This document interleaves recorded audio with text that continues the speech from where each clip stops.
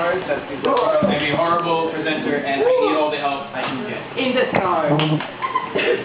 Yeah, in the stars. Freelance. All right. So the title of my presentation is Why IGDA, the case for building a vibrant game developer community, or why do we bother doing this shit? So this does not look like a man who gives a shit about anything. So why do I care? Why did I volunteer to be the chapter coordinator of IGDA Manila? I certainly didn't do it for the fame or fortune, so what's in it for me? Thank you for taking that picture, by the way. You're welcome. I take personal offense knowing that this is the face that Filipino society shows to the world. I don't want to be represented by a lecherous, middle-aged man who makes millions of pesos singing and gyrating to novelty songs. I want the world to know that we're better than this. We are. This man called us a nation of servants. Was he wrong? Yes. But does that stereotype still exist? Yes. Stereotypes only change when people actively prove them to be wrong. Something that I hope to accomplish by nurturing the local game development community. So this is what you're saying, I don't care. You know, what's in it for me? And that's a fair question. So in the next few slides, I thought I would go over the reasons why supporting IGDA can actually be in your own self-interest. So a few of you are here today to learn from your fellow game developers. With the rest of you, you're only here for the free food and drink. But that's okay. I'm one of you. Okay? I have Tupperwares in the back to take leftovers home. That's a pro tip for all you freeloaders out there. That's freeloaders. It's me. So how do we get better food and drinks and a larger venue? And the answer is numbers. Companies are always looking to expand their market and mind share. But they want to reach as many people as possible. So the more of us there are, the more willing they'll be to open up their sponsorship wallets. A lot of us here are artists. And we know how amazing and expensive Wacom tablets are. The Insuos 4 can cost between 16 to 30,000 pesos. So imagine if we could get like maybe 20% off on one of these things.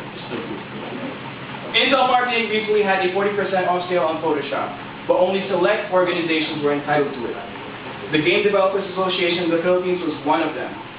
So imagine the discounts we could get on games, software, and hardware if only we built relationships with these companies. That's a picture of a 12-foot orc statue in front of Blizzard Studios. Now, how many of you dream of working at Blizzard? At EA, Ubisoft, or even Square Enix? Yes, someone's raising their hand.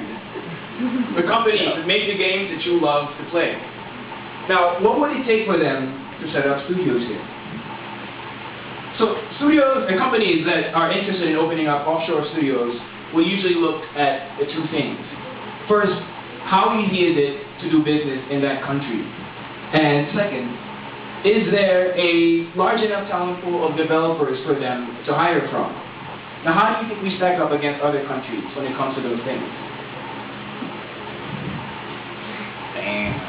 Doing business in the Philippines is about as efficient as this Rube Goldberg machine. You're forced to jump through all sorts of groups and bribe government officials if you ever want anything to be done on time. Now, unfortunately, this is something that we can't control. But what we can do is grow a vibrant game developer community, like this one in Austin, in Texas. An active IGDA chapter is proof to a company that there's a talent pool for them to hire from, and it can help offset the difficulty of putting up a business here.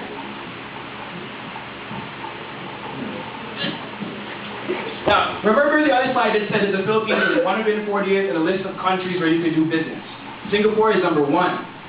However, companies there found out that Singapore's talent pool wasn't quite deep enough, which is why you'll find many foreigners, including Filipinos, working in those studios.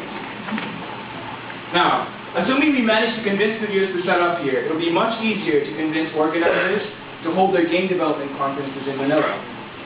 That way, we won't have to fly all the way to Singapore to listen to interesting luminaries like Shavat Yerlin, Peter Molyneux, Hideo Kojima, and maybe even Miyamoto.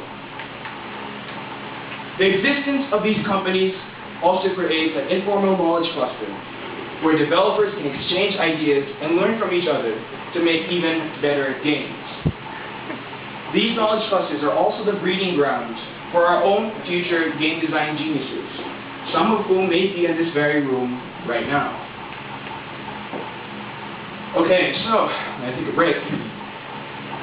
I talked about why I care about IGDA and why it can be in your own self-interest to support it. But the truth is that this goes far beyond just you and me. By supporting IGDA, we can actually help to make our country a better place. Economist Richard Florida has written a series of best-selling books with one basic theory. Each country has a creative class, and this creative class can be the driving force of its economy, pushing the country forward through sheer creative energy. We're a part of this creative class.